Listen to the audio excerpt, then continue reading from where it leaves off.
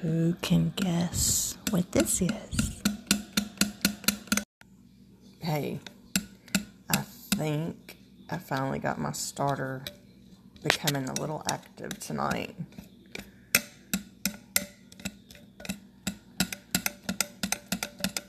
It smells like beer.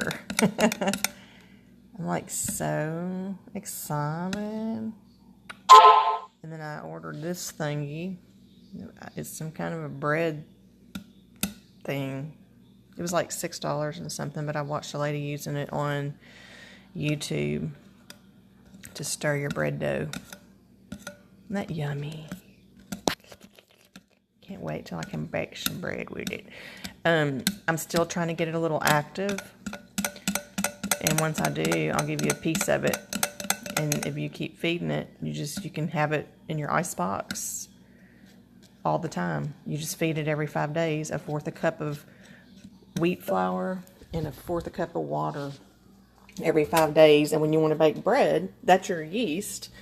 You just take about, I don't know, 2 tablespoons of it maybe, and then do a bread recipe. You know, add however much flour to your bread. If you want to add olives to it, rosemary, make a flavored bread.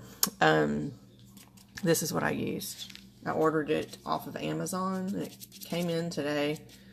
So I fed it today with this, but I've been using regular white flour, and I think that's why it's been taking so long.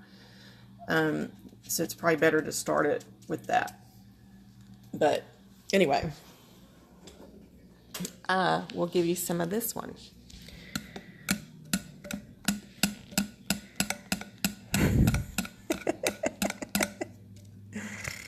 I'm so goofy. Also, I got my seedling mats in. And so they're just a little warm temperature. I covered this, you know, with this towel, and I tie it with a little kitchen string.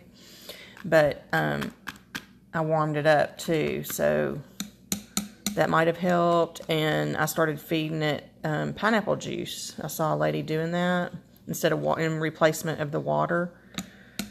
So, and basically, you're grabbing yeast from the air.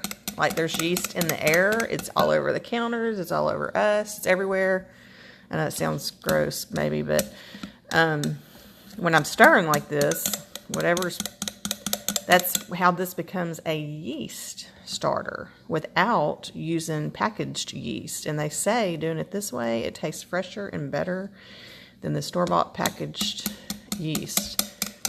And I'm kind of trying to learn things like this in case we can't ever get something again, because the world goes cray-cray.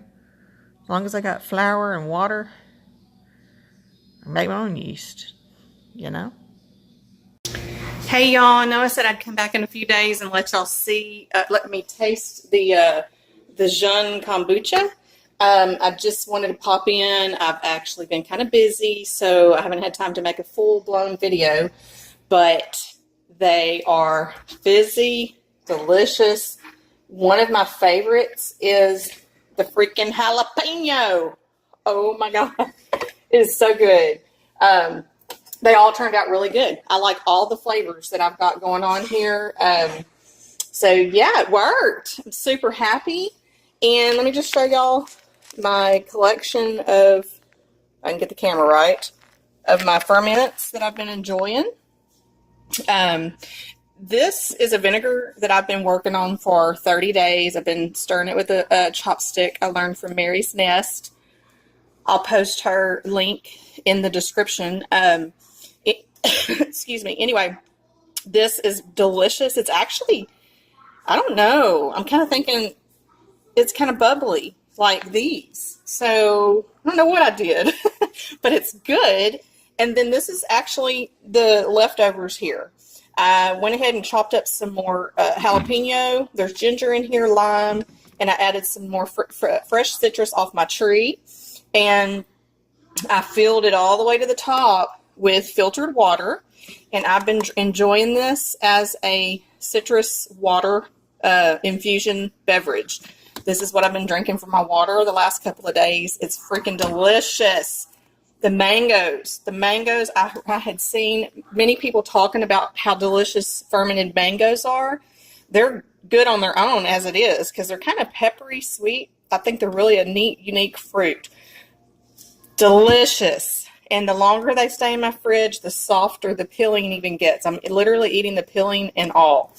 This one here is my sprouted mung beans. So I sprouted these first, and then I fermented them. They're little pickly. They're good on like a coleslaw, like a turkey Reuben sandwich or whatever. I am working on sourdough starter. I'm going to start using that as my bread on my days that I choose to have a bread or a carb. So I'll come back with that too. I got some more mung bean here. The cranberries. Oh my gosh, these have been so fun. I made a Thai curry chicken soup with collagen peptide in it. I'm trying to do a lot of bone broth. And this is also a part of gut healing. So there's gut healing and there's gut sealing. The probiotics heal the gut and the bone broth seals the gut. Okay, so I've never been diagnosed with anything. I'm just listening to my body, and I just feel I had ulcers a couple of years ago. I've never had ulcers in my entire life, but I think all the stress from the business and everything brought it on. And so I'm just kind of just listening to my body and doing things that I feel are going to benefit everything. The fermented apples are crazy. These are green apples, and they're fizzy. It's like a pop rock candy in a way. They're fizzy, kind of tart. Those are my pickles. They're like pretty gone. So I'm hanging on to the brine because I'm going to make me some more brine. This is my curry soup that I made with the collagen peptide. So it's a collagen-based soup. And, the thing was, I took my fermented cranberries and I cut them. They're so pretty, y'all, when you cut the cranberry because they've softened up. And they were just beautiful in that soup. So I'm going to come on and we're going to make a soup, beautiful, tasty, and healthy. Okay, and I'll teach y'all how. So let me come over here. I got a lot of things going. I'm going to flip my camera because it'll be easier. Well, it's not going to let me, so let's just go. Okay, these are my 2 teas. I want to say this is day 4. I've gone over day 3, so it's probably time for me to bottle these up because the sugar, the sweetness of the honey is probably close to being gone. I haven't tasted it, but I am going to add a little bit of honey in my second ferment just to kick it off again for that next stage to feed the bacteria, okay? So we need that in there. But look how great. I've got another new Scoby. Another new Scoby. Now these are Jeune Scobies. They say you cannot start a regular kombucha Scoby with a Jeune Scoby because the base of it is honey, not sugar. The cultures are different. This is what I've read. I haven't experimented and tried it, but if anyone, I'll probably use these, but they're going to keep collecting, I'll just say. And I don't know quite how to ship them or anything like that, but if I have a neighbor watching and you'd like to start one of these, just give me a shout, okay? Also, this is my starter, my sourdough bread starter. I think it's finally becoming active, y'all. It smells wonderful. Like, yeah, it's definitely active. There's a huge difference here. It's foamy, bubbly, smells amazing. So we're getting close to making bread. Okay. Love you guys. Hope y'all are having a blessed week, and I'll talk to you soon. I'm going to add some other videos in here that I've made this week, and have faith, shine your light, and share the blessings. Love, Shanna. Hey y'all, I'm going to try to get as much in this video as I can to show y'all some things. If you have chickens at home, I want to show you my way of cleaning the eggs. I keep vinegar in a spray bottle, and this is the eggs I pulled in the last 2 days. I'm going to fill it with a very slightly warm water, not too warm, just a little bit. I'm going to fill that up. And the vinegar helps to clean all the residue off of them. Let me grab a paper towel.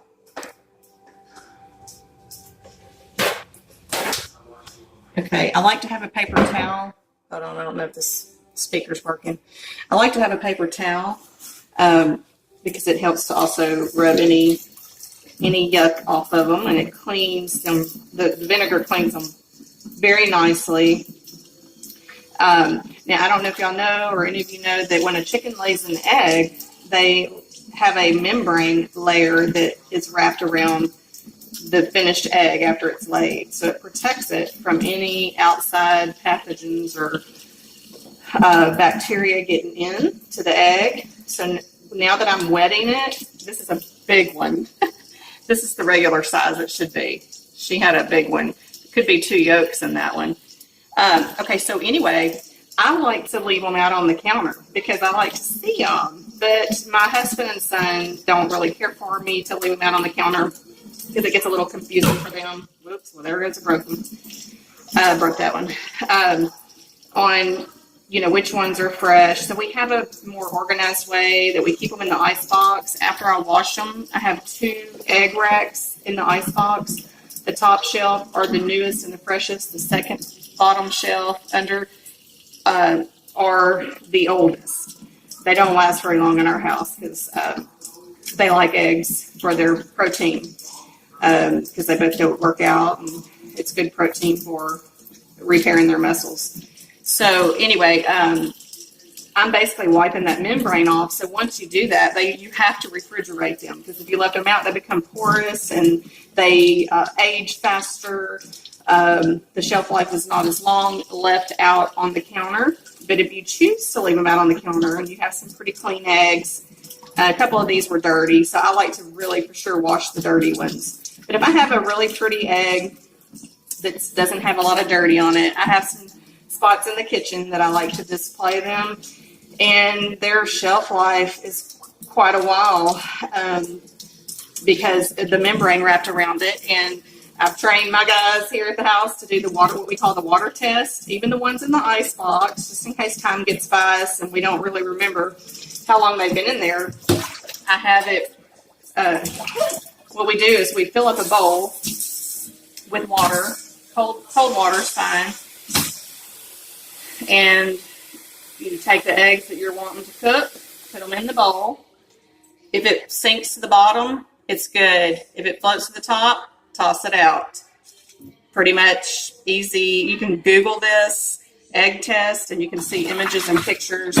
I may try to throw one in here. I'm trying to figure out how to throw images into these videos. So I'll try to find a graph to put in here. But let me take y'all to the fridge again. I sure like showing my fridge lately, don't I?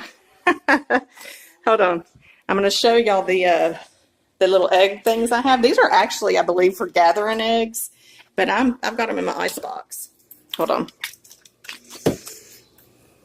That's the second shelf. And that top shelf, those are the newest and the freshest that I've washed and pulled. So as you can see, we've been, I made some deviled eggs this week, so that's why most of those are gone. Anyway, these ones that I just washed with you guys on camera, I'm going to put them up top, and I'm going to bring that top, I'm going to reverse this. Does that make sense? So we know what's fresh, what's not. And I'm probably going to get my Cricut out, and when I get some time, and put on each one fresher. All right. Love you guys. Bye. One last thing. I do give my sink a really good cleaning after I'm done with this, just to make sure everything is good and sanitized again. I run some hot water. Just want to make sure everything's good and sanitized. Last egg story here that I do. Anytime like that broken egg there, I'll probably just maybe cook it in the microwave or something real quick, fluff it up, and go give it to the chickens because they need the egg for protein. They need the shell for calcium. I do try to save my shells, and these have been baked, so they're good to go. But I will just toss them in here, you know, whether they've been in the oven or not. And then whenever I fill this container up, I'll put them on a cookie sheet, and I will put them in the oven at like 225 and watch it real closely for like 5 minutes, maybe 10, because it doesn't take long. You can kind of burn them. But anyway, it just kind of cooks all the goo in there to make them like less hazardous to feed to your chickens. And then I'll run them through my food processor and chop them up into fine little pieces and throw it out there for them because it's good calcium for the chickens. With y'all, my starter is ready. I've been watching some videos, and it does say that it's ready by the way that my starter looks. Girl ain't kidding around. We're going to be baking some bread for this household. One thing, a lady that's teaching me right now, and I will post her link. She's teaching. I searched in YouTube how to make a bread from sourdough starter, and I'm already like intrigued by her video. It's about 18 minutes long, and I'm only in the first minute. But basically, she explains that by making your own mother starter bread, you know, I already kind of knew this, but she kind of pulled it together for me the way she described it. We are creating our own yeast from the air, from the wild yeast in the air. Okay, so as we are feeding this and stirring this every day, and it takes about 6 days, maybe 7, that a wild yeast from the air bread versus a commercial yeast is better for your gut because the commercial yeast promote candida. Hello. So I'm just going to do a little quickie here.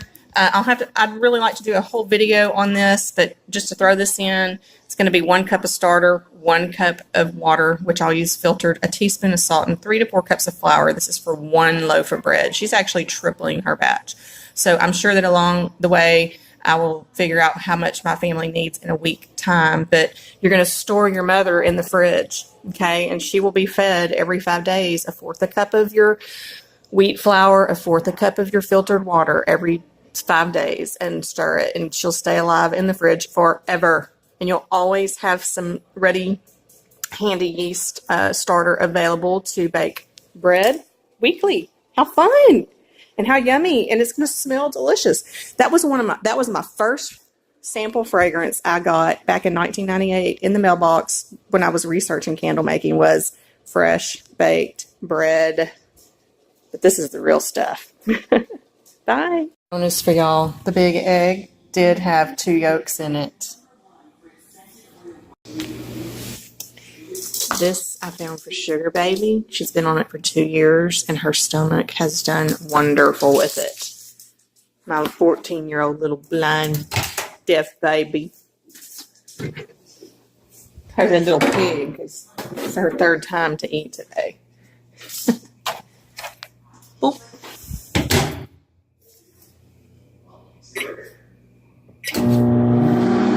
She does know when it's about to come out, and then her room is back there, and we used to have a gate, so she still jumps like it's still there. She jumps. Watch, she's going to get excited. You ready, Boogie? You ready? Just make sure it's hard to do one-handed, y'all. Let's go. Come on.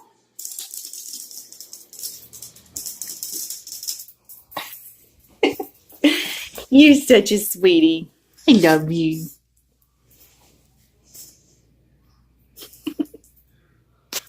Let's get some light on Bug.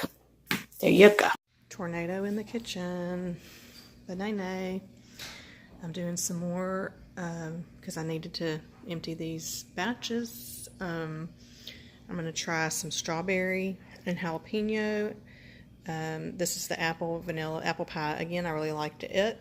Blueberry and ginger and mango, and I'm not sure what else, but more coming because I need I've got a lot to pour up, and I did add a drop of honey in each of those. Oh, and this is so delicious. Kaffir lime leaf. When my dad was in Houston, having his leg amputated, there's a video I posted about that. In May, he went fishing in Keith's Lake and got flesh-eating bacteria in a cut in his leg. And we ended up in Houston for about a month, and my sister and I went out to eat one evening, and we had a cocktail, and it was called Rocket Man, and it was delicious. It was pineapple it had just unusual flavor in it, and so I called the restaurant, and they told me it was this, so I ordered this off of Amazon. I'll put this in a link below, okay? It's really delicious. All right, I wanted y'all to see these bottled up. I did fill these up a little bit more. I did leave a tiny headspace, and I put the lid on tighter because I do think I'll get better carbonation that way. No oxygen at all needs to be in the second ferment. So I will probably try to burp these a couple of times so they don't explode from the CO2 buildup inside these bottles. And it can happen. I've heard people talk about it, that shards of glass can go everywhere. So it's better to be safe than sorry. And I did add some of the lime leaf, the exotic gourmet lime leaf, to the blueberry. Bye.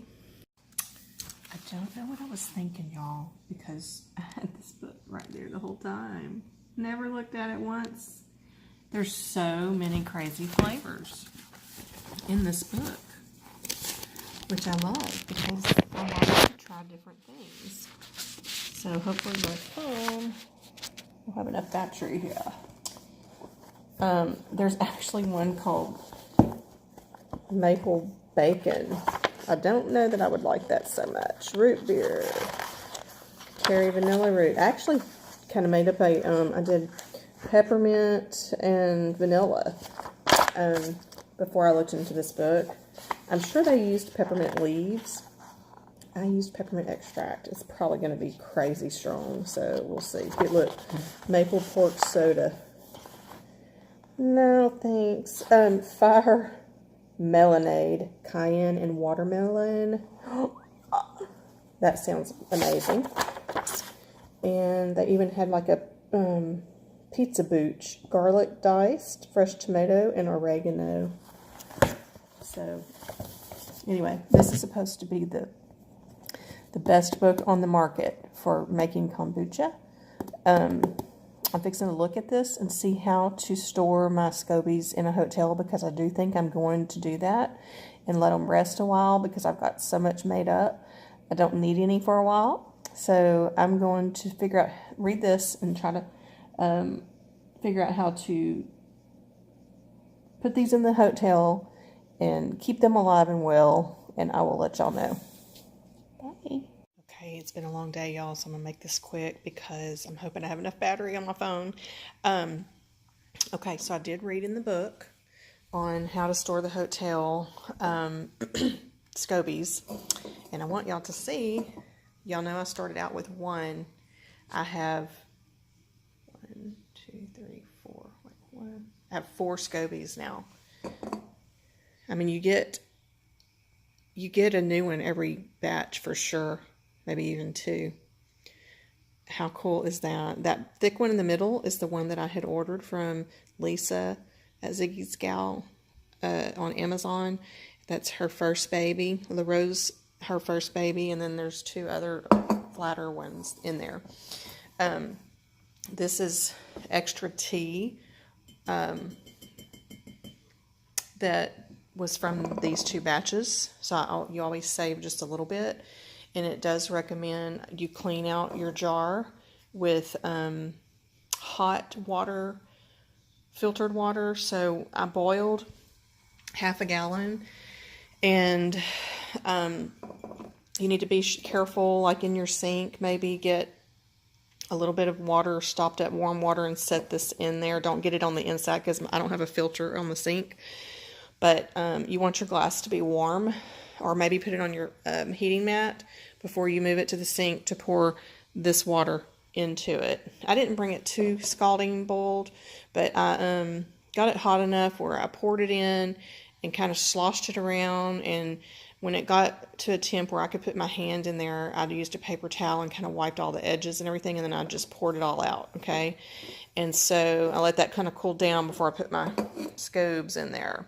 So there they are, and then now I'm about to pour this into here, and it says to make a sweet tea a gallon, but I'm not going to need a gallon, so I'm going to cut it in half. So I'm doing half a gallon of boiling water right now, and I'm going to put 3, because I'm cutting my recipe in half, I'm going to put 3 tea bags. And I wanted to show y'all this too. I found this yummy box of organic green tea at Super Walmart. I could not believe it. And I mean, I think it was very inexpensive. I say under $4 maybe.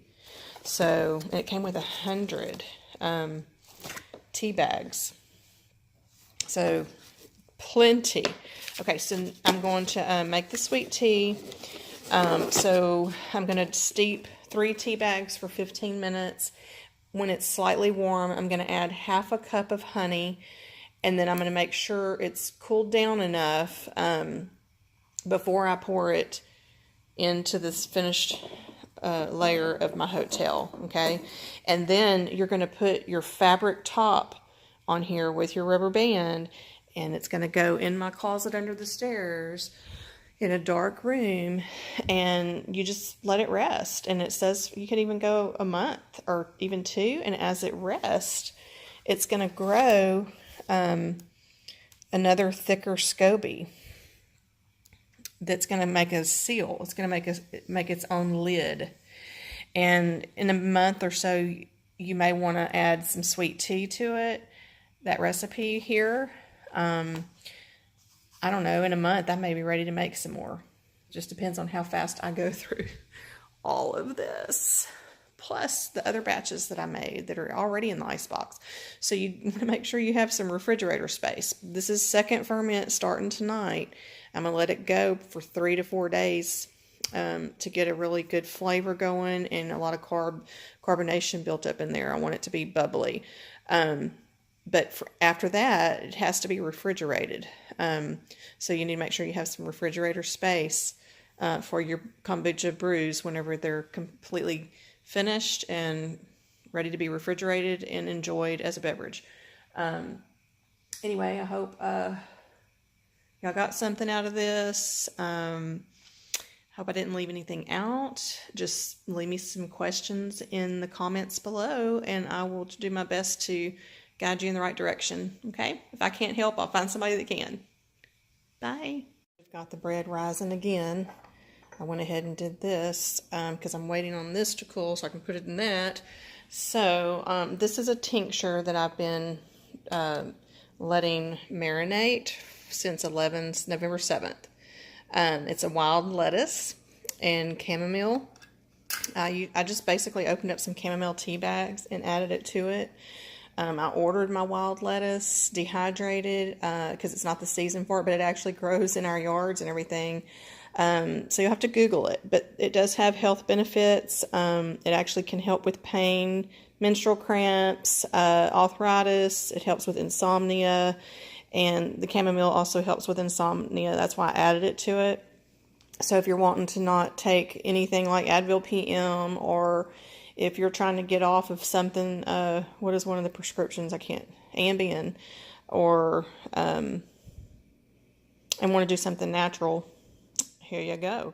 And I can tell, I got 3 bottles too out of this little jar. And I have even a little bit left. I have more of these bottles, but I don't know if I want to use up a whole bottle for that. So I may pour it back in, stuff all that back in, and add more vodka, and brew it again. But you probably can only do that maybe twice. I'm not even sure if you can do it twice, but I'm going to. I'm experimenting, right? And you want to make sure you use an 80 proof or 100% proof vodka when you do this. Yeah, and I just had it in my closet under the stairs, and every day I would go in there and shake it since November 7th. I'd say this past 2 weeks, I haven't done it every single day, maybe every other day, but I did give it a good shake, and it got thicker. But you also, when you take this, You want to do a dropper under your tongue. It gets into your bloodstream quicker under your tongue. But again, I am not a doctor. I'm not advising. Please see your doctor before doing anything like this. Do not take Benene's advice. I'm just Benene, right? Bye. Okay, I've got the bread in the bread pan on proof again to rise. I did put some olive oil and some chopped green olives and garlic powder in the bottom. And I've got Miss LaRose all tucked in for the night. Actually, for a while. A couple of months, I hope. And I hope I did this right. Lisa, maybe sending you an email to make sure I did it right. I followed the kombucha book that I have. I didn't think to look at your packet, but I'll look at that first. Kind of had a lot going on in the kitchen today, as y'all can tell, so I got a little sidetracked on that. But I think I'm just going to let the bread do its thing, because I am going to go night-night. Good night, Rose. Bye, y'all.